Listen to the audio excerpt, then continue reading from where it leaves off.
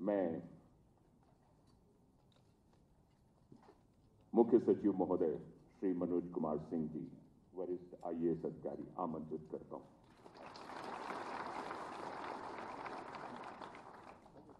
नमस्कार। माननीय मुख्यमंत्री जी, माननीय राज्य मंत्री जी स्वतंत्र प्रभार 1, माननीय राज्य मंत्री जी, ACS फॉरेस्ट, PCCF फॉरेस्ट, यहाँ उपस्थित सभी अधिकारी साथियों और नवनियुक्त जो हमारे फॉरेस्ट गार्ड हैं और वन जीव रक्षक और अवर अभियंता जो इन्वायरमेंट डिपार्टमेंट में आज की तारीख में ज्वाइन कर रहे हैं और उत्तर प्रदेश सरकार का एक हिस्सा बन रहे हैं। मैं सबसे पहले इस कार्यक्रम में माननीय मुख्यमंत्री जी का स्वागत करता हूं और साथ ही सभी जो आज नवनियुक्त ऑफिसर्स हैं, फॉरेस्ट गार्ड्स हैं, उनका मैं स्वागत करता हूं और एक बहुत ही अच्छे उज्जवल भविष्य की उनकी मैं कामना करता हूं। आज से आपके लिए एक नई यात्रा की शुरुआत है जो चुनौतीपूर्ण भी है और रिवार्डिंग भी है, जो आपको अपने कार्यकाल में इसका अनुभव होगा। फॉरेस्ट डिपार्टमेंट न सिर्फ एक नेचुरल रिसोर्स को कंजर्व करता है बल्कि हमारे हेरिटेज को भी वो प्रिजर्व करता है। पूरा इकोसिस्टम जिस पर लाइवलीहुड न सिर्फ आदमी का बल्कि अन्य जीवों का भी निर्भर करता है, उसे सिर्फ न वर्तमान पीढ़ी के लिए बल्कि आने वाली पीढ़ी के लिए भी सजो कर रखने के लिए जो फ्रंट लाइन जिम्मेदारी है वो आप सबकी है। ये एक बहुत अच्छा मौका है आपके लिए कि आप अपने परिवार, अपने समाज के साथ साथ आने वाली पीढ़ियों के लिए भी कुछ कर सकते हैं।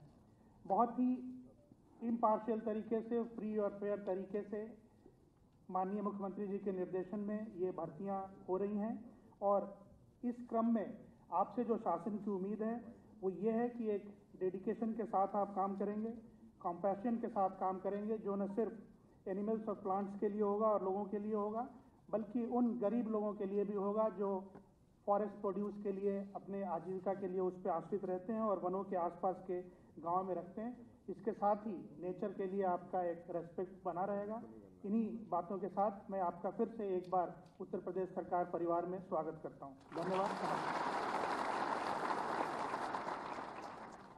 धन्यवाद। अब मैं डॉक्टर अरुण कुमार सक्सेना जी, माननीय राज्य मंत्री स्वतंत्र प्रभार, वन, पर्यावरण, जंतु उद्यान एवं जलवायु परिवर्तन को सादर आमंत्रित करता हूं अभिभाषण के लिए।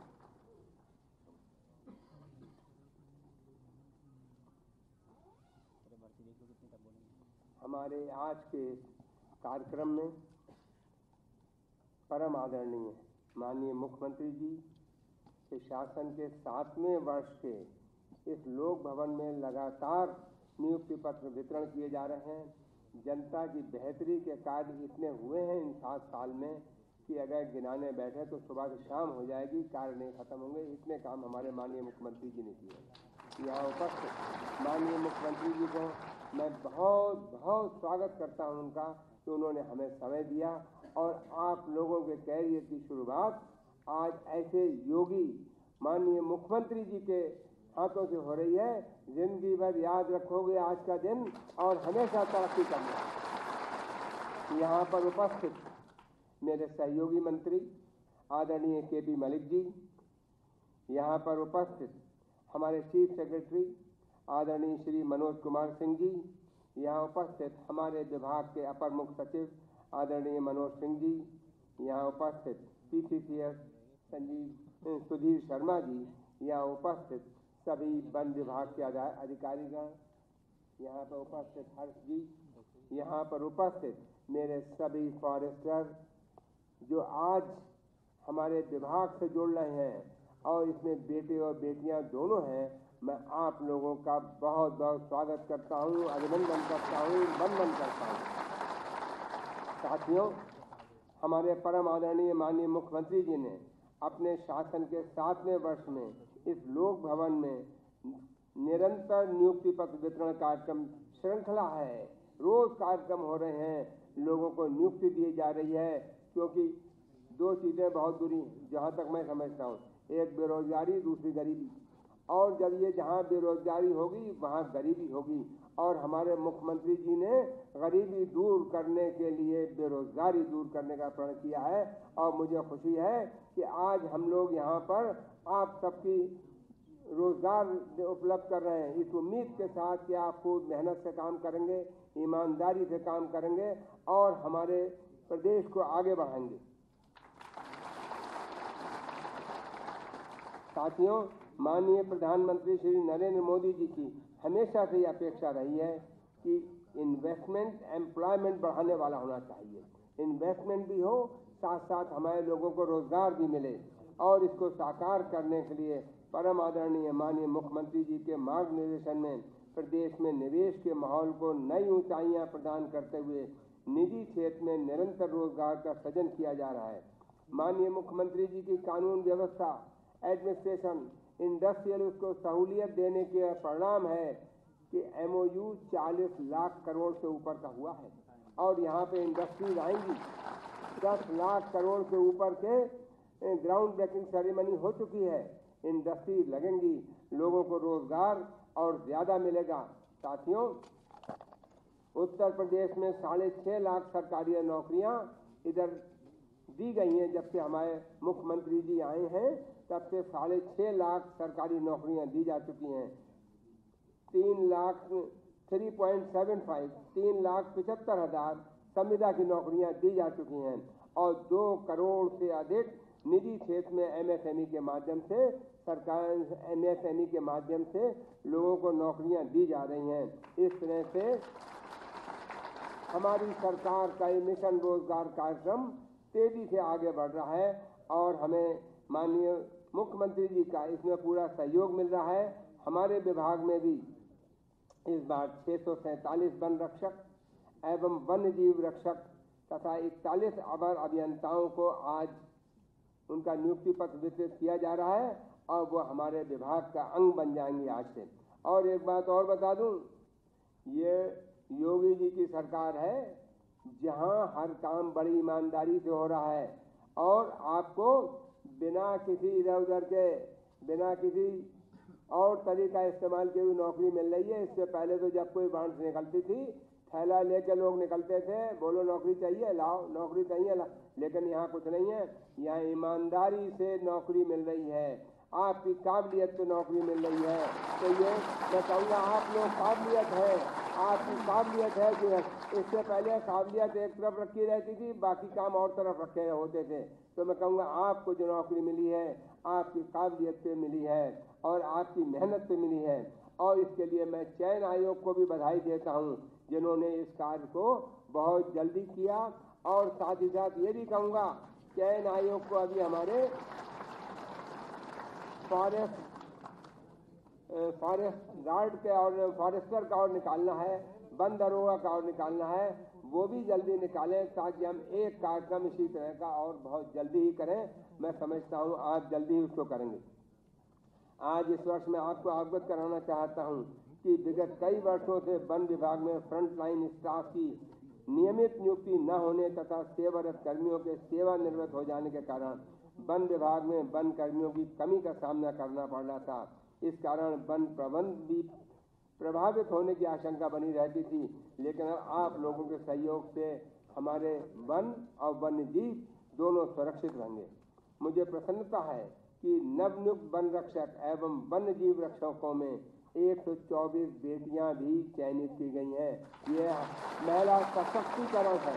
हमारे यहाँ महिलाओं को भी हर तरफ आगे बढ़ा रहे हैं। यह हमारी पार्टी है जो महिलाओं के सशक्तिकरण, उनके सुरक्षा, उनके स्वावलंबन पे पूरा ध्यान दे रहे हैं। और मैं यही वन विभाग में महिलाओं के योगदान से विभाग में संवेदनशीलता, महिला सशक्तिकरण एवं वनों पर निर्भर महिलाओं और वन कर्मियों के मध्य संवाद में वृद्धि के फलस्वरूप वनों की सुरक्षा और अधिक प्रभावी ढंग से संभव होगी। आज नवनियुक्त 688 युवाओं से कहना चाहता हूँ, प्रदेश सरकार द्वारा पारदर्शितापूर्ण व ईमानदारी से आप लोगों का चयन किया गया है। ये नियुक्तियाँ प्रदेश में पारदर्शी, भ्रष्टाचार मुक्त एवं सक्षम प्रशासन का ज्वलंत उदाहरण है। विगत 7 वर्षों में माननीय मुख्यमंत्री जी के नेतृत्व में, उनके मार्गदर्शन में वन अधिकारियों द्वारा निष्ठा एवं समर्पण व दक्षतापूर्ण कार्य करने के परिणाम स्वरूप विभिन्न विभागों के साथ समन्वय से जन सहभागिता से 210 करोड़ पौधारोपण हुआ है। 210 करोड़ और जन सहभागिता से जो हमारे यहाँ पौधारोपण हुआ है, इसकी माननीय मुख्यमंत्री जी ने भी सराहना की है, माननीय प्रधानमंत्री जी ने भी सराहना की है। आज वन प्रबंधन में न केवल देश के समक्ष बल्कि संपूर्ण विश्व के समक्ष हमारे प्रदेश ने एक उदाहरण प्रस्तुत किया है कि इतने पेड़ एक दिन में लगे। 20 जुलाई को हमारे 36.5 करोड़ पेड़ एक दिन में लगे, जो दुनिया में अपने आप में एक रिकॉर्ड है और इसके लिए विश्व स्तर पर मान्यता और सम्मान पुरस्कार प्राप्त हुए हैं। आज इस अवसर पर विभाग अधिकारियों को भी धन्यवाद देते हुए नवनियुक्त कार्मिकों का आह्वान करता हूं, इस परंपरा को बनाएं और आगे बढ़ाते हुए विभागीय कार्य को पूर्ण निष्ठा व समर्पण भाव से करने का संकल्प लेकर आज से ही दिशा में जुट जाएं। और एक बात मैं और कहना चाहूँगा अपने नौजवानों से, दूरदृष्टि, कड़ी मेहनत, पक्का इरादा, ईमानदारी का कोई सब्स्टिट्यूट नहीं है।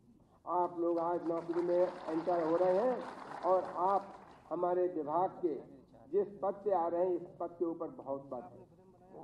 आप लोग मेहनत करिए और आगे के कंपटीशन में भेजिए। बहुत जल्दी ही फॉरेस्टर के भी वाहन और निकलेंगे, आप लोग बैठें ताकि आप एक जंप फौरन कूद जाएंगे अगर आप वो इम्तहान भी पास कर लेंगे। इसके साथ ही साथ रेंजर के भी निकलने वाली हैं वाहन, आप लोग उसमें भी अप्लाई करें और आप जो 30 साल में 25 साल में जाकर रेंजर होते, आप वो इम्तहान पास करें तो आप जल्दी ही रेंजर भी बन जाएंगे और आगे के आपसे बहुत तरक्की के द्वार करेंगे। तो मैं चाहता हूँ आप लोग जिस तरह से मेहनत की और यहाँ तक आए हैं, मेहनत को छोड़ना मत और आगे बढ़ना। विभाग में काम अच्छी तरह से करो, मेहनत से करो, तरक्की करोगे। उसके साथ ही साथ आगे बढ़ने के इम्तहान रेंजर के हों, TSS के हों, ISS के हों, आप दीजिए। मुझे बड़ी खुशी होगी जब हमारे ही डिपार्टमेंट का एक कार्यकर्ता, हमारे ही विभाग का एक एम्प्लॉई एक ऊपर का एग्जाम पास करता है, वो ऊपर आता है तो हमें बड़ी खुशी होती है। हम चाहते हैं आप नौजवान खूब तरक्की करें, आगे आएं और खूब आगे बढ़ें। इसके साथ ही साथ मैं एक बात और कहूँगा, अपने कार्यकाल में संवेदनशील रहना। कोई गरीब ग्रामवासी आए तो उसकी बात अच्छी तरीके से समझना, बिला वजह धुतकारना नहीं।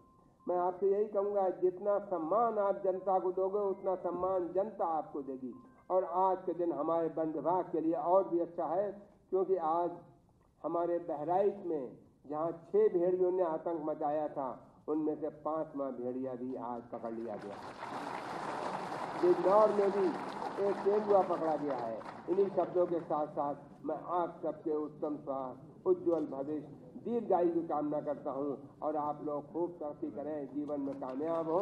बहुत बहुत धन्यवाद।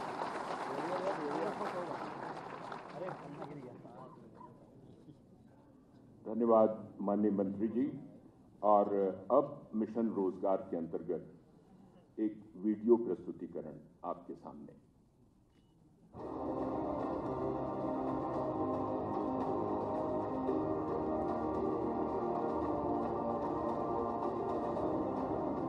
देश का भविष्य और आज की प्रगति युवा शक्ति के हाथों में है। युवाओं की ऊर्जा, उत्साह और नवोन्मेष की भावना ही समाज को दिखाती है नई दिशा। यशस्वी प्रधानमंत्री श्री नरेंद्र मोदी जी के इसी विजन के अनुरूप युवाओं को शिक्षा, चिकित्सा, रोजगार, स्वरोजगार, विज्ञान अनुसंधान, इंडस्ट्री, स्टार्टअप और खेल सहित हर क्षेत्र में मिले हैं समान अवसर। युवा वहीं पर आगे बढ़ते हैं जहां ऑप्टिमिज्म, अपॉर्चुनिटीज और ओपननेस होती है। नए भारत के नए उत्तर प्रदेश में 58% से अधिक आबादी युवाओं की है। माननीय मुख्यमंत्री योगी आदित्यनाथ के संवेदनशील और प्रगतिशील नेतृत्व में युवाओं को केंद्र में रखकर बनाई गई नीतियों का ही परिणाम है कि आज युवा हर क्षेत्र का नेतृत्व कर उत्तर प्रदेश की तरक्की को दे रहे हैं नई दिशा। मिशन रोजगार के तहत निष्पक्ष एवं पारदर्शी भर्ती प्रक्रिया के तहत वर्ष 2017 के बाद से अब तक 6.5 लाख से अधिक युवाओं को मिली है सरकारी नौकरी। साथ ही 3,75,000 से अधिक युवाओं को सरकारी विभागों में मिली है संविदा पर नौकरी। 2 करोड़ से अधिक युवाओं को निजी और एमएसएमई क्षेत्र में मिला है रोजगार। माननीय मुख्यमंत्री जी की प्रेरणा से जनपद स्तरीय बृहद रोजगार मेलों के आयोजन ने युवाओं के हौसलों को दी है नई उड़ान। महज 20 दिनों में अंबेडकर नगर, अयोध्या, मुजफ्फरनगर, मैनपुरी, अलीगढ़, कानपुर, मिर्जापुर, मुरादाबाद और प्रयागराज आदि जनपदों में आयोजित रोजगार मेलों में युवाओं को उपलब्ध कराए गए हैं 1.5 लाख से अधिक रोजगार के अवसर। 6.5 लाख नौजवान सरकारी नौकरी प्राप्त करता है। किसी को सिफारिश कराने की नौबत नहीं आती, किसी को कहीं कोई घूसखोरी की नौबत कहने की शिकायत नहीं होती। मिशन रोजगार की श्रृंखला में आज माननीय मुख्यमंत्री जी के कर कमलों से उत्तर प्रदेश अधीनस्थ सेवा चयन आयोग के माध्यम से 647 वन रक्षक एवं वन्य जीव रक्षक और 41 अवर अभियंता के पद पर नवचयनित युवाओं को वितरित किया जा रहा है नियुक्ति पत्र।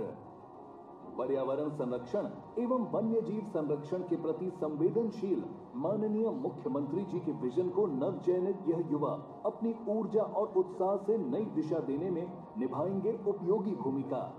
आप सभी युवाओं को उज्जवल भविष्य की अनंत मंगल कामनाएं। रोजगार का उपहार, युवाओं के साथ सरकार।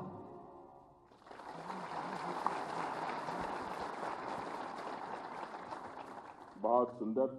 और अब क्रम है माननीय मुख्यमंत्री जी के कर कमलों से नवनियुक्त वन रक्षक, वन्य जीव रक्षक एवं अवर अभियंता को नियुक्ति पत्र वितरण का।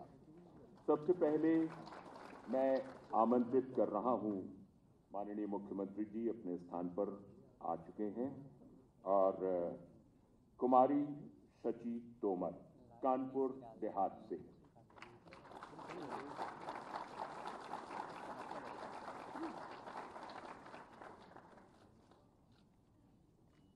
स्मृति उपाध्याय अयोध्या से, रामनगरी अयोध्या से,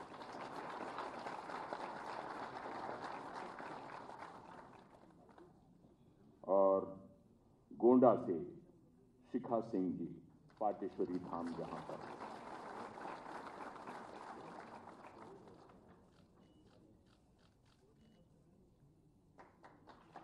गोरखपुर से अभिनय सिंह जी पवित्र गोरखपीठ स्थान, और लखनऊ से ज्योति रावत, लखनपुरी भगवान राम के अनुज लक्ष्मण की नगरी, और प्रयागराज संगम नगरी से अभिषेक तिवारी, और पुनः रामनगरी अयोध्या से विशाल श्रीवास्तव।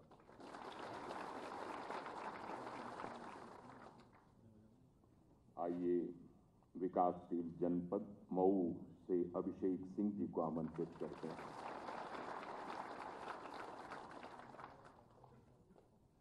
पीतल नगरी मुरादाबाद से मोहम्मद नईम साहब,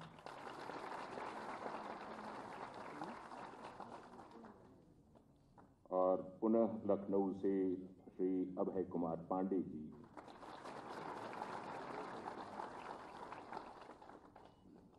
पुनः मऊ से श्री विजय प्रताप सिंह जी,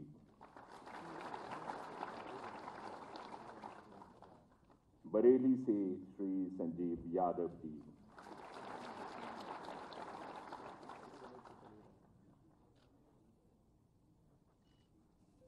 मिर्जापुर से श्री वीर बहादुर सिंह जी,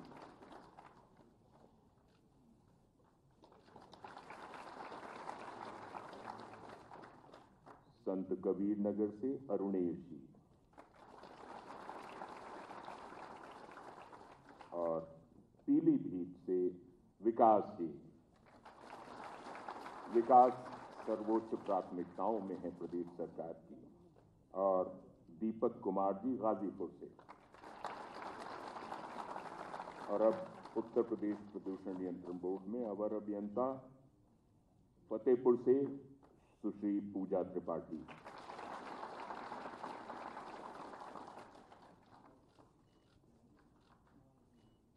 हाथरस से श्री पवन कुमार जी।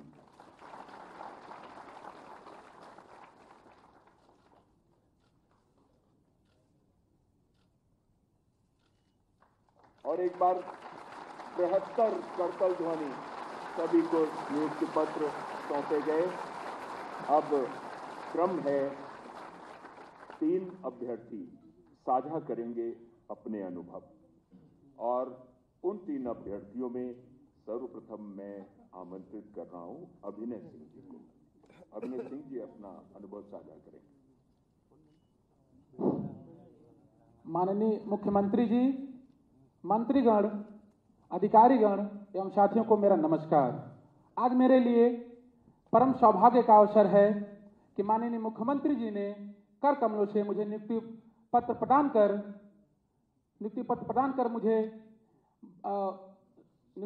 कर मुझे एक सेवा का मुझे मौका दिया है।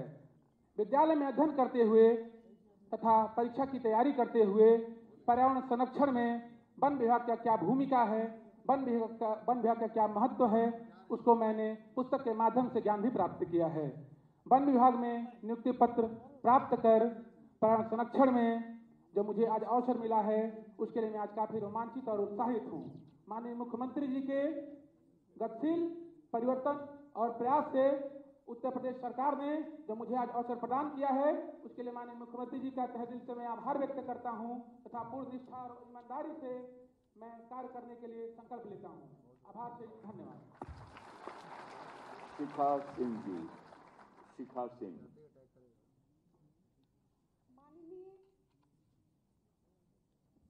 माननीय मुख्यमंत्री जी, मंत्रीगण एवं यहाँ बैठे हुए सभी अधिकारियों को मेरा नमस्कार। वन विभाग द्वारा आयोजित वृक्षारोपण कार्यक्रम में पौधारोपण करते समय मैंने जो स्वप्न देखा था, आज माननीय मुख्यमंत्री जी द्वारा नियुक्ति पत्र पाकर मेरा वह सपना साकार हुआ। निष्पक्ष एवं पारदर्शी तरीके से भर्ती प्रक्रिया पूरी करने के लिए मैं माननीय मुख्यमंत्री जी एवं राज्य सरकार तथा इस क्षेत्र में मुझे अग्रसर करने के लिए अपने माता पिता को मैं आभार प्रकट करती हूँ। धन्यवाद। संजीव यादव जी।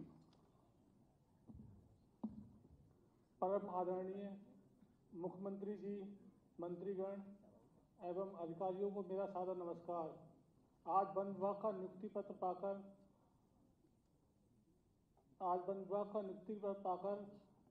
पर्यावरण संरक्षण के माध्यम से प्रदेश सरकार में सेवा का अवसर प्राप्त कर अभिभूत हुआ हूँ। पारदर्शी एवं ईमानदारी पूर्वक भर्ती प्रक्रिया कराने के कारण ही एक मध्यम परिवार के बेटे को राज्य में सेवा करने का अवसर प्रदान किया गया है। मैं मुख्यमंत्री जी को आभार व्यक्त करता हूँ कि मुझे जो जिम्मेदारी दी गई है उसको ईमानदारी और निष्ठापूर्वक करूंगा। धन्यवाद। बहुत बहुत धन्यवाद। आप लोगों ने अनुभव साझा किए और अब निरंतर लोकहित चिंतन और निरंतर विकास और निरंतर कल्याणकारी योजनाओं को क्रियान्वित करते रहने का जिनका संकल्प है, माननीय मुख्यमंत्री महोदय से मैं उनके आशीर्वचन के लिए निवेदन करता हूं। करतल ध्वनि से स्वागत हो एक बार।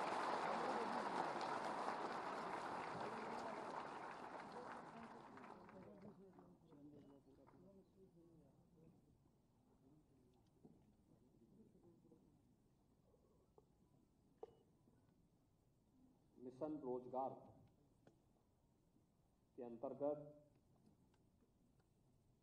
उत्तर प्रदेश सरकार के वन विभाग के 688 पदों पर नियुक्ति की प्रक्रिया पूरी होने और नियुक्ति पत्र वितरण के आज के समारोह में उपस्थित विभाग के मंत्री डॉक्टर अरुण कुमार जी, विभाग के राज्य मंत्री श्री केपी मलिक जी, प्रदेश के मुख्य सचिव श्री मनोज कुमार सिंह जी,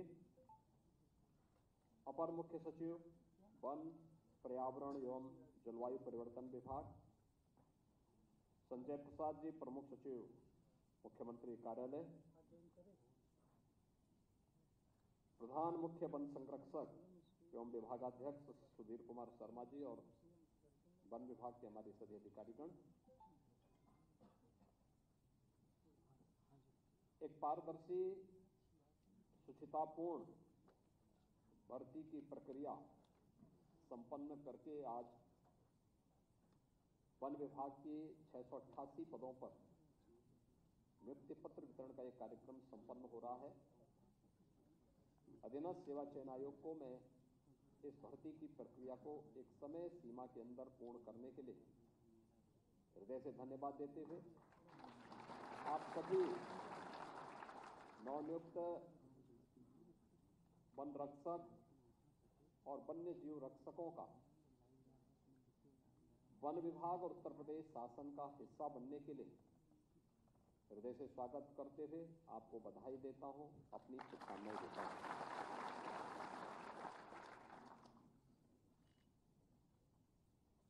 हम सब जानते हैं कि आज के दिन पे देश और दुनिया की चिंता का जो सबसे बड़ा विषय है वह जलवायु परिवर्तन, क्लाइमेट चेंज, एक बहुत बड़ा ज्वलंत मुद्दा दुनिया के सामने आ खड़ा हुआ है। अनियंत्रित, अवैज्ञानिक और अनियोजित विकास आज संपूर्ण मानवता के सामने एक नया संकट खड़ा कर चुका है। आप देख रहे होंगे असमय बारिश होना, अतिवृष्टि होना, ओलावृष्टि होना, एक ही समय में एक ही क्षेत्र में अलग अलग पार्ट में एक जगह सूखा पड़ा है, एक जगह बाढ़ आई है, कहीं पर अतिवृष्टि हो जा रही है और कहीं पर लोग एक बूंद जल के लिए तरस जाते हैं। दोनों नुकसानदायी है, अति सर्वथा प्रचेत। और ये चीज आज हम सब जलवायु परिवर्तन के दुष्परिणामों के भुक्तभोगी हैं। आज 688 ये नवनियुक्त वन रक्षक और वन्य जीव रक्षक अगर ईमानदारी के साथ अपना कार्य करेंगे तो जलवायु परिवर्तन के दुष्प्रभाव को कम करने में एक बड़ी भूमिका का निर्वहन कर सकते हैं। और इस दृष्टि से आज आपको यहां पर नियुक्ति पत्र वितरण के इस कार्यक्रम के साथ जोड़ा गया है। आप सब जानते हैं कि नियुक्ति की प्रक्रिया संपन्न होने के बाद, यानी विभाग जब अधीनस्थ सेवा चयन आयोग या विभागीय परीक्षा के बाद या जो भी बोर्ड और कमीशन के द्वारा परीक्षा होती है उसके बाद भी जब फाइनल नियुक्ति पत्र मिलने में लगभग 1 वर्ष लग जाता था, लेकिन बिना किसी उसके लिए लेट किए बगैर आपको 6 महीने से 1 वर्ष पहले यह नियुक्ति पत्र प्राप्त हो रहा है। एक विश्वास के साथ, एक नई प्रतिबद्धता के साथ कि अगर सरकार ने आपको 6 महीने या 1 वर्ष पहले यह नियुक्ति पत्र प्रदान किया है, भर्ती की प्रक्रिया से लेकर के नियुक्ति पत्र वितरण की पूरी प्रक्रिया में कहीं भी आपको सिफारिश कराने की आवश्यकता नहीं पड़ी, कहीं भी कोई लेन देन की नौबत नहीं आई, किसी भी स्तर पर आपको नहीं लगा होगा कि कुछ लोग प्रभावित करके परीक्षा में अनुचित साधन का प्रयोग करते हुए इस परीक्षा को प्रभावित कर सकते हैं। तो सरकार भी आपसे इसी अपेक्षा के साथ कार्य करने की उम्मीद करती है। यही अपेक्षा है। लगातार पिछले 7 वर्ष के अंदर, 7-7.5 वर्ष के अंदर सरकार ने कुछ कार्यक्रम आगे बढ़ाए। जैसे आपको बताया गया कि आज हमारे सामने जलवायु परिवर्तन के सामने जो सबसे बड़ी चैलेंज है वो घटते हुए जंगलों का है, वनाच्छादन का है। हमारे सामने जो चैलेंज है वह जलवायु परिवर्तन के लिए अनियंत्रित और अवैज्ञानिक अनियोजित विकास भी है। प्लास्टिक का बेतरतीब उपयोग भी है। ऐसे वस्तुओं का उपयोग जो पर्यावरण के लिए घातक हो सकता है, इन पर तमाम लगाम लगाने और रोकने के बावजूद फिर भी किसी न किसी स्तर पर इसका दुरुपयोग होता है। हम पहाड़ी क्षेत्रों में कभी जाने का अवसर प्राप्त होता है, देखते हैं वहां पर किसी भी सीजन में जाइए, जंगलों के बीच से धुआं उठता हुआ दिखाई देता है। जंगल जल रहे होते हैं, जंगल जलेंगे, पर्यावरण को भारी नुकसान होगा, भूस्खलन होगा, असमय तमाम जलवायु परिवर्तन के दुष्परिणामों का सामना न केवल वन्य जीवों को करना पड़ेगा बल्कि मानव भी उससे वंचित नहीं रह सकता। और यही कारण है कि वन के दायरे कम होने के कारण मानव वन्य जीवों के संघर्ष की नौबत भी आती है। और इसलिए आज से 7.5 वर्ष पहले हम लोगों ने इस कार्यक्रम का शुभारंभ किया था कि हमें वन आच्छादन बढ़ाना है। 2028-29 तक हमारा लक्ष्य है कि उत्तर प्रदेश जैसे राज्य में वन आच्छादन हम 15% तक कर सकें। इसके लिए प्रतिवर्ष हम रिकॉर्ड मात्रा में वृक्षारोपण के बड़े कार्यक्रम को आगे बढ़ाते हैं। बड़े पैमाने पर 210 करोड़ वृक्षारोपण का कार्यक्रम अब तक हम लोगों ने पूरा किया। अब याद करिए, हम वृक्षारोपण तो करते हैं, इनको बचाने की जिम्मेदारी, जन सहभागिता के साथ इस कार्यक्रम को आगे बढ़ाने का कार्यक्रम। और मुझे प्रसन्नता है कि पिछले 7-7.5 वर्ष में इसके अच्छे परिणाम आए हैं। तमाम अंतर्राष्ट्रीय संस्थाओं ने उत्तर प्रदेश के इस कार्य की प्रशंसा की, किसानों को इसके साथ जोड़ने के लिए प्रोत्साहित भी किया। लेकिन एक बड़ा दायित्व जो 647 वन रक्षक आज तैनात हो रहे हैं, नियुक्त हो रहे हैं, इनके ऊपर उनकी ट्रेनिंग के बाद यह दायित्व आने वाला है। दूसरा है पॉल्यूशन कंट्रोल बोर्ड में। पॉल्यूशन कंट्रोल बोर्ड एक बड़ी जिम्मेदारी का निर्वहन कर सकता है और वह भी ईमानदारी के साथ, पॉजिटिवली, जन सहभागिता के साथ जुड़ते हुए कैसे हम अपने दायित्वों का निर्वहन कर सकें। इस कार्यक्रम को भी हम लोग अच्छे ढंग से निर्वहन कर सकते हैं। इसके 41 इंजीनियर भी आज यहां पे तैनात हो रहे हैं। पॉल्यूशन कंट्रोल बोर्ड, आज आप देख रहे होंगे ज्यादातर नदियां जो हमारे जल की बेहतरीन स्रोत थी, इन नदियों का अस्तित्व खतरे में पड़ा हुआ दिखाई देता है। प्रधानमंत्री मोदी जी ने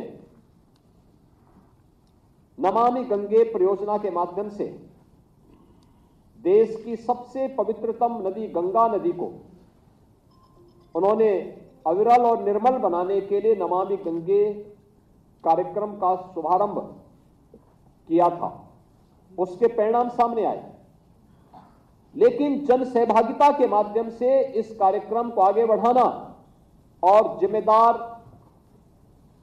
जो संयंत्र हैं, फैक्ट्रियां हैं, कारखाने हैं या फिर म्युनिसिपल कॉरपोरेशन है, संगठित संस्थाएं हैं, इनको नदियों को प्रदूषण से मुक्त करने के लिए किए जाने वाले प्रयासों को अपनाने के लिए तैयार करना। ये सभी कार्यक्रम अगर एक साथ निरंतर रूप से आगे बढ़ते हुए दिखाई दें तो स्वाभाविक रूप से हम लोग प्रकृति को भी बचा पाएंगे और पर्यावरण को भी बचा पाएंगे। इसके साथ ही 647 जो वन रक्षक हैं, इनके साथ वन्य जीव रक्षक भी तैनात किए जा रहे हैं। एक बड़ा दायित्व होगा ये, क्योंकि जब एक और न केवल उत्तर प्रदेश में बल्कि देश के तमाम राज्यों में चीजें हमें इस सीजन में हर वर्ष देखने सुनने को मिलता है कि वन्य जीव हिंसक हो रहे हैं, वन्य जीव और मानव में आपस में संघर्ष के कारण जनहानि हो रही है।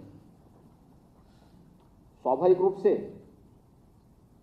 हम सब के लिए तात्कालिक रूप से चिंता का विषय बनता है, क्योंकि एक भी व्यक्ति की जनहानि एक परिवार की जनहानि होती है, समाज की जनहानि होती है। और यह जो हानि है, इसके कारण बहुत सारे परिवार अनाथ हो जाते हैं। इसका कारण क्या है? स्वाभाविक रूप से कहीं ना कहीं जब किसी वन्य जीव के कमांड एरिया में जल भराव होगा, अतिक्रमण होगा, तो वह उससे दूसरे क्षेत्र की तरफ पलायन करेगा और आसानी से मानव बस्तियां इसकी चपेट में आती हुई दिखाई देती है। हमें इसके लिए स्वयं प्रशिक्षित होना है और फिर स्थानीय नागरिकों को गाइड के रूप में उन्हें प्रशिक्षित करना है। भाई अगर किसी गन्ने के खेत में या किसी जगह, क्योंकि तराई के क्षेत्र में जिन जिन जनपदों में ये शिकायतें मिली हैं, ये वे क्षेत्र हैं जहां पर जंगल और खेती एक दूसरे से सटी हुई दिखाई देती है। और जब भी ये स्थिति होगी, जंगल के अंदर पानी भरा, जंगली जानवर अपने बच्चों से या फिर अपने बच्चों की रक्षा के लिए स्वयं भी जंगल से पलायन करके खेतों की तरफ आते हैं। गन्ने के खेत में बैठे हुए हैं, अगर वहां कोई व्यक्ति अपने खेत में बिना किसी सावधानी के साथ अचानक गया और उस जंगली जानवर को, चाहे वो तेंदुआ हो, लकड़बग्गा हो या टाइगर हो, उसको ये पता लगेगा कि उसके बच्चे वहां पर हैं, कोई व्यक्ति वहां, अपरिचित व्यक्ति वहां पहुंच रहा है, तो हिंसक उस समय देखने को मिलता है, हिंसक होता है, हमला करता है। अगर हम सावधानी पहले से तैयार करें कि भाई यहाँ पे तेंदुआ है, बाघ है या लकड़बग्गा है या भेड़िया है, यह यहाँ पे नुकसान कर सकता है, इसको पहले हम यहाँ से बाहर की तरफ कर लें। इलेक्ट्रिक और सोलर फेंसिंग उन बॉर्डर वाले सीमावर्ती क्षेत्रों में हम कर लें जो खेत और जंगल को पूरी तरह अलग अलग करते हो, विभाजित करते हो। तो इलेक्ट्रिक जो हल्के शॉक लगेंगे, उसके कारण जंगली जानवर स्वयं ही इधर नहीं आएगा, उससे दूरी बनाएगा। और वह दूरी बनाएगा स्वाभाविक रूप से खेत में कार्य करने वाले खेतिहर किसान हो, श्रमिक हो या उनके अन्य रक्षक, वे सभी सुरक्षित रहेंगे। लेकिन इसके लिए हमें स्वयं भी पहले जागरूक होना पड़ेगा, प्रशिक्षित होना पड़ेगा, फिर स्थानीय नागरिकों को गाइड के रूप में हम उसके लिए तैयार करें। वन विभाग को हम लोगों ने इसके लिए धनराशि भी दी है और मैं फिर कहूंगा कि प्राथमिकता के आधार पर उन क्षेत्रों में हम फेंसिंग, इलेक्ट्रिक और सोलर फेंसिंग करें जो जंगली जानवरों को नुकसान तो न पहुंचाएं, लेकिन उनके मन में एक भय जरूर आए। इलेक्ट्रिक शॉक हल्का सा लगेगा और पीछे भागेंगे, फिर इधर आने का साहस नहीं कर पाएंगे।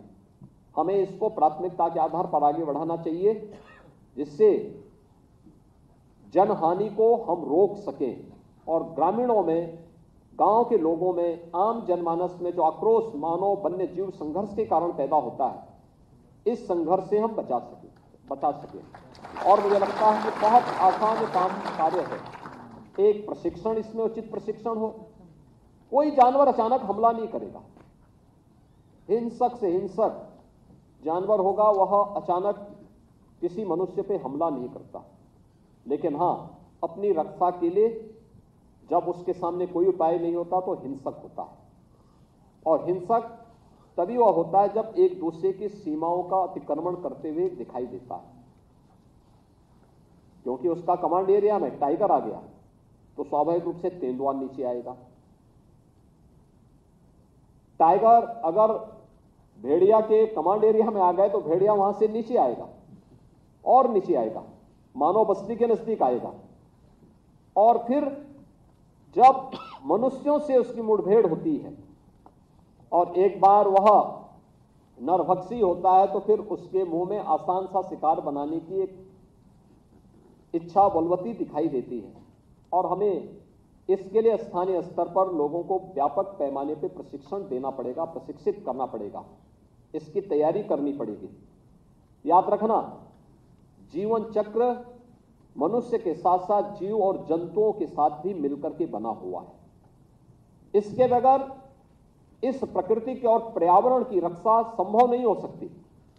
हर व्यक्ति एक दूसरे पर, हर जीव एक दूसरे पर आश्रित है, और इस जीवन चक्र को मानते हुए इसको संरक्षित करने के लिए किए जाने वाले प्रयासों की दिशा में हमें आगे बढ़ना पड़ेगा।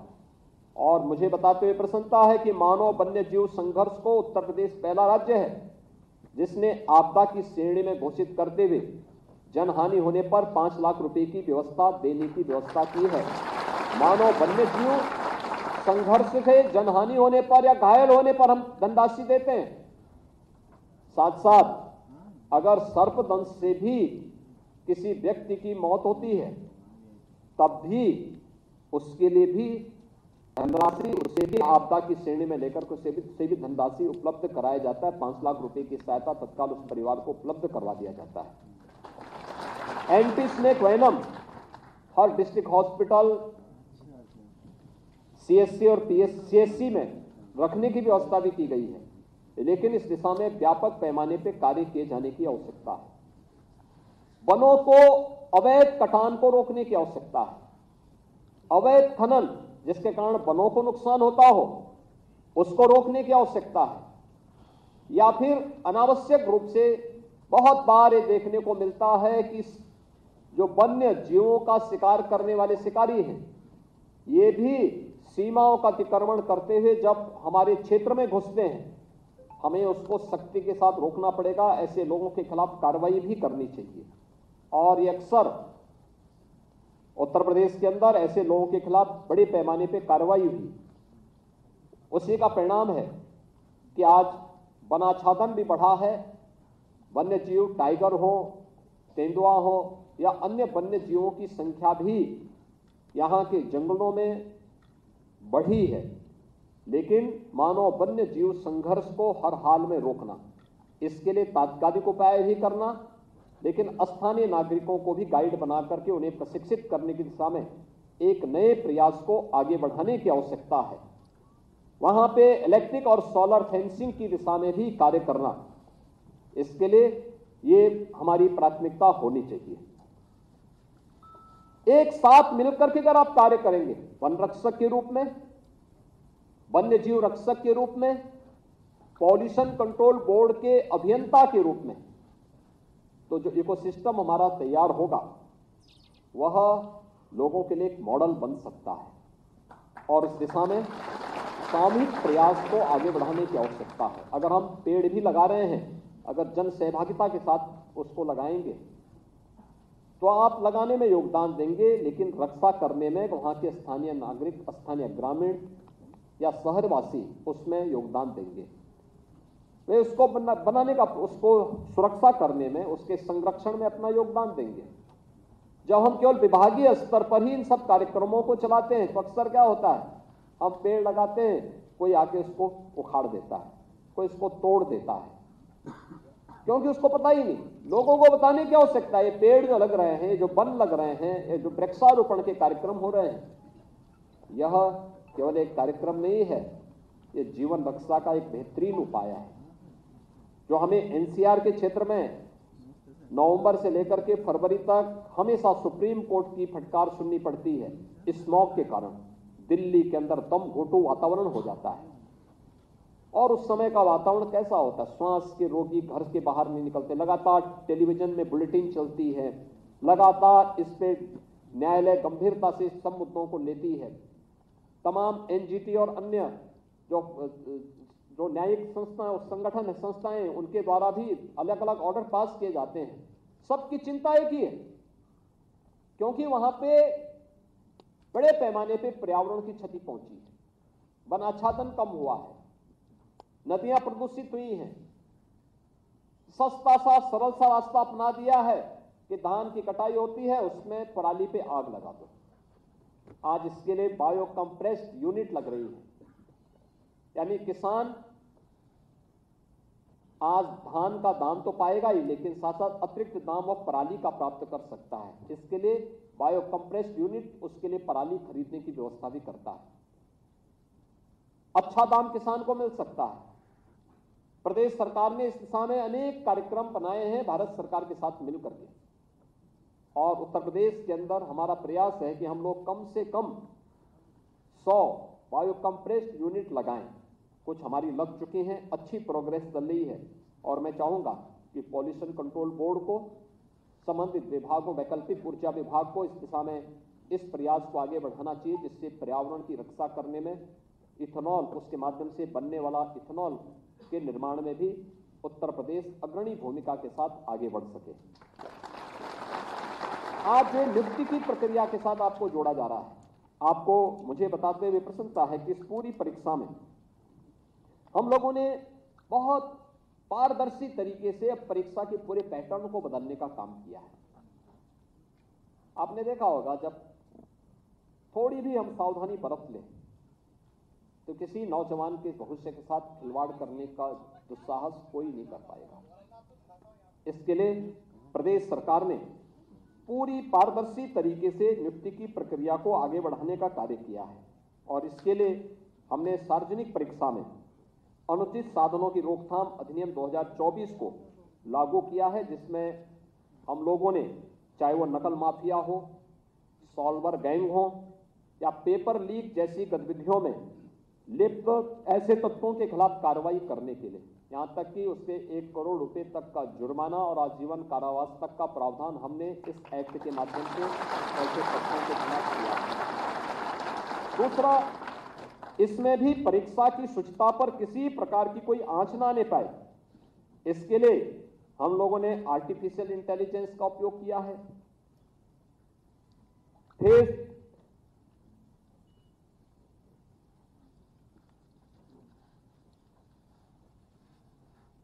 रिकॉग्निशन का जो हमारा बायोमेट्रिक सिस्टम है, इसका बेहतरीन उपयोग किया है, और हर एक सेंटर पर, परीक्षा के जितने भी सेंटर हैं प्रदेश में, जितने भी सेंटर बनते हैं, वहां बैठने वाले जो अभ्यर्थी होंगे उनको नहीं पता होगा, लेकिन सीसीटीवी कैमरे ऐसे लगाए जाते हैं कि एक एक सीसीटीवी कैमरे को हम लखनऊ में बैठ करके स्क्रीन पर मॉनिटर कर सकते हैं कि ये परीक्षार्थी वहां बैठा हुआ है, इधर उधर क्यों झांक रहा है। यहीं से मैसेज चला जाता है और फिर वहीं पे कार्रवाई होती है। उसको नहीं पता होता है कि ये कोई कार्रवाई हो रही है, या कोई वहां पे अभ्यर्थी के साथ साथ कोई परीक्षक किसी कदाचार में लिप्त पाया जा रहा है, तो यहीं से ही उसके खिलाफ एक्शन की कार्रवाई शुरू हो जाती है। तो इसको उस रूप में सीसीटीवी कैमरे से भी आच्छादित करने के कार्य के साथ जोड़ा जाता है, और उसी का परिणाम है कि आपने अभी हाल ही में देखा होगा कि कैसे 60,200 पुलिस कार्मिकों की भर्ती की परीक्षा को हमने प्रदेश के अंदर सकुशल संपन्न किया है। पहली बार किसी सिविल पुलिस ने, दुनिया की किसी भी सिविल पुलिस ने इतनी भर्ती की प्रक्रिया एक साथ संपन्न की हो, और भर्ती की प्रक्रिया में कहीं कोई आंच नहीं, पारदर्शी तरीके से।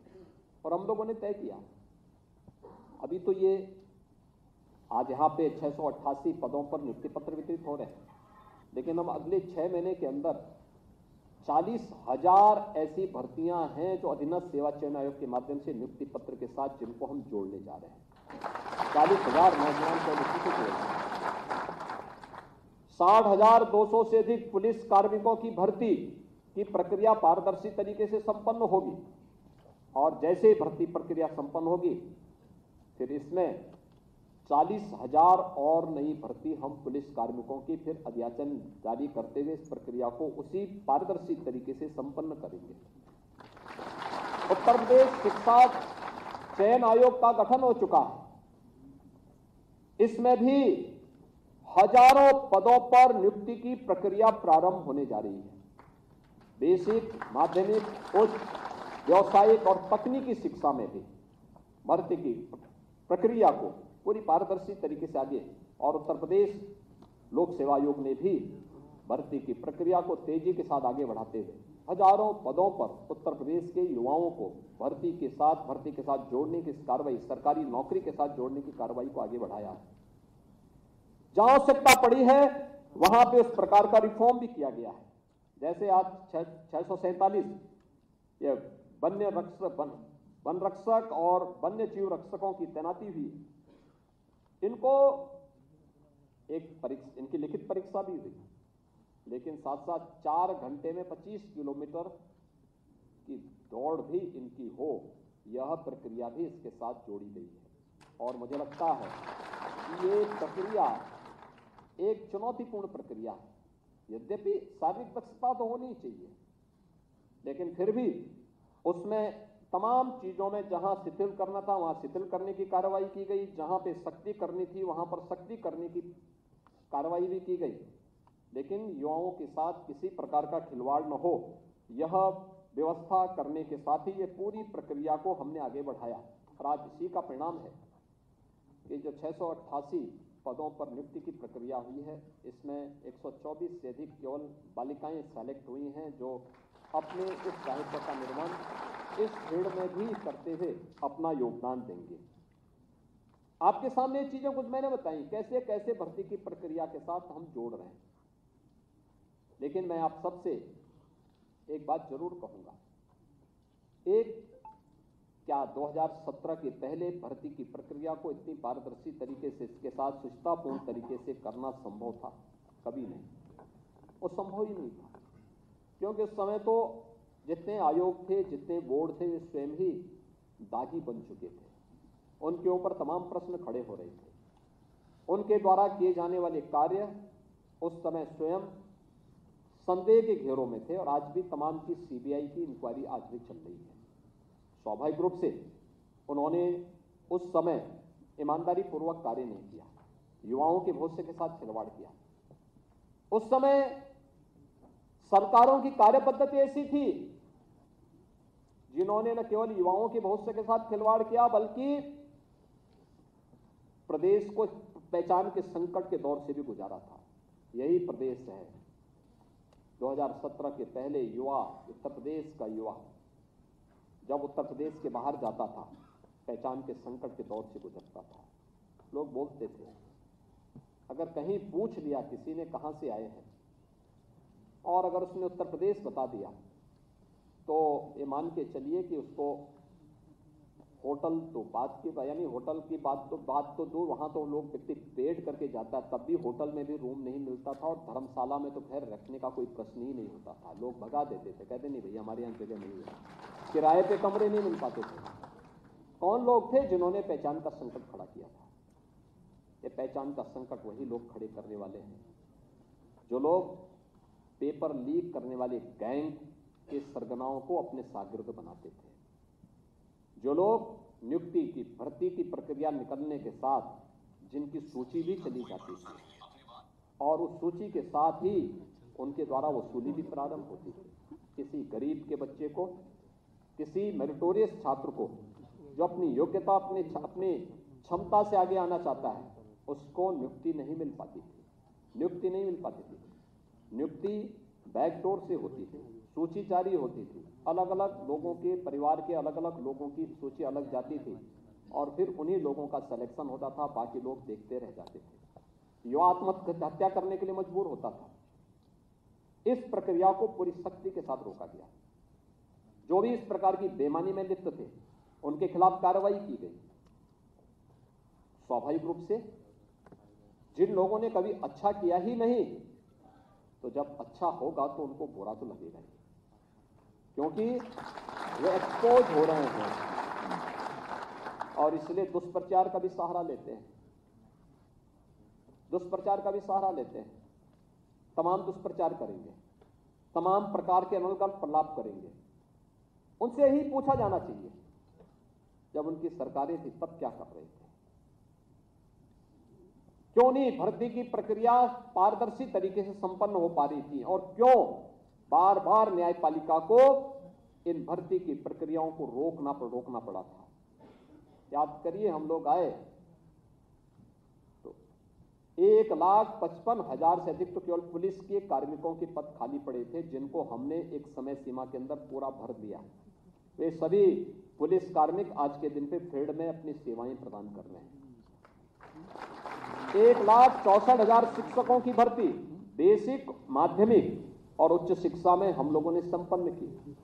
क्यों नहीं भर्तियां 17 के पहले संपन्न हो गई?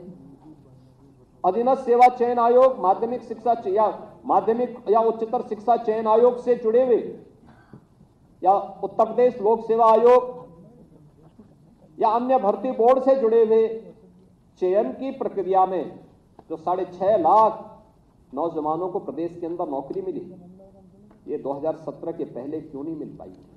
कारण था 2017 के पहले न सरकार की भर्ती की कोई नीति थी, न नीयत अच्छी थी, भ्रष्टाचार और अनावश्यक रूप से घूसखोरी उनकी पहचान बन चुकी थी।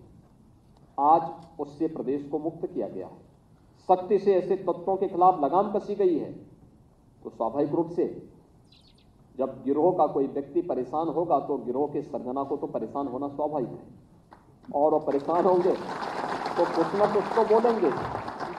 भाई आप, हमने देखा बड़े बड़े डकैत और अपराधी जब पकड़े जाते हैं वो कभी नहीं कहता साहब मैं इसमें दोषी हूं। वो अभी अंतिम दम तक, जब तक उसको प्रमाण नहीं दिखा दिया जाता है कि देखो भाई तुमने ये कृत्य किया, हो कहता साहब मैंने नहीं किया है। फिर उसको फुटेज दिखाए जाते हैं, अरे देखो ये सब क्या है, कहता हाँ साहब गलती हो गई। तो यही कहते हैं, ये वही लोग हैं जो गलती करते हैं स्वीकार नहीं करेंगे, लेकिन इनको इनके फुटेज दिखाने पड़ते हैं, बताने पड़ते हैं, और फिर इनको एहसास कराना पड़ता है तुमने गलती की है। और इसलिए प्रदेश की जनता बार बार तुम्हें ठुकरा रही है, बार बार ठोकर मार रही है। और इसीलिए मैं आज आप सबसे कहूँगा कि जिस ईमानदारी और सुचितापूर्ण तरीके से आपको नियुक्ति की प्रक्रिया के साथ जोड़ा जा रहा है, यह नियुक्ति एक नए उत्तर प्रदेश की आधारशिला रखने की प्रक्रिया है। यह नए भारत का नया उत्तर प्रदेश,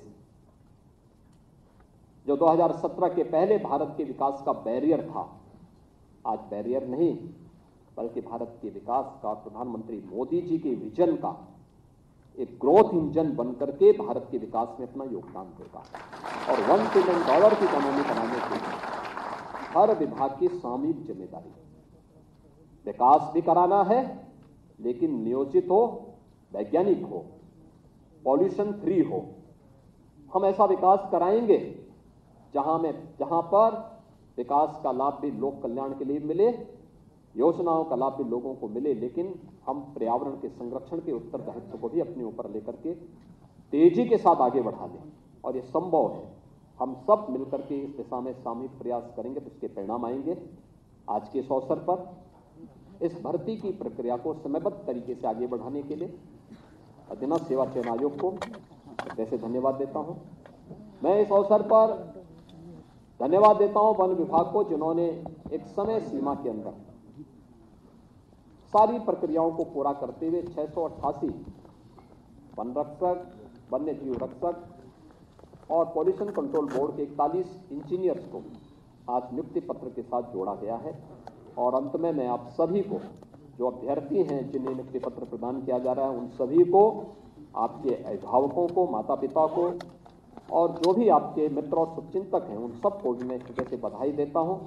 आपका जीवन मंगलमय हो और प्रदेश के विकास के लिए आप सबका योगदान निरंतर प्राप्त हो, इस विश्वास के साथ मैं अपनी शुभकामनाएं देता हूं।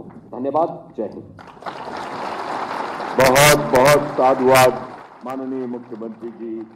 वृक्ष कबहु नहीं फल बकै, नदी न संचय नीर पर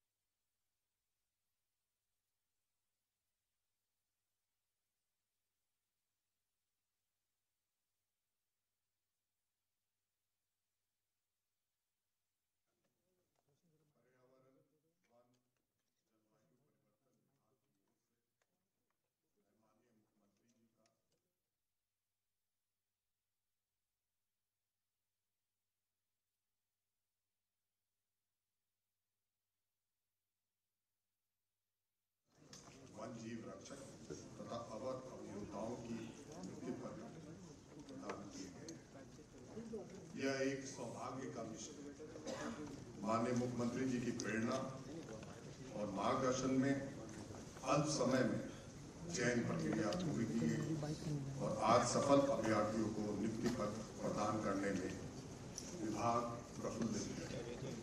मैं यहाँ पर आए हुए सभी नवयुक्त कर्मियों को बधाई देना चाहता हूँ। इसमें कोई शक नहीं है, कठिन परिश्रम के बाद ही आपको सफलता मिली है। आज आप उत्तर प्रदेश सरकार के एक अंग के रूप में कार्य करेंगे। आप पूर्ण निष्ठा और समर्पण से कार्य करें, मेरी शुभकामनाएं। पुनः मैं माननीय मुख्यमंत्री जी, माननीय मंत्रीगण, मुख्य सचिव महोदय का अभिनंदन करता हूं और इस अवसर पर सफल कार्यक्रम बनाने के लिए मैं अपने विभाग के अधिकारियों को भी धन्यवाद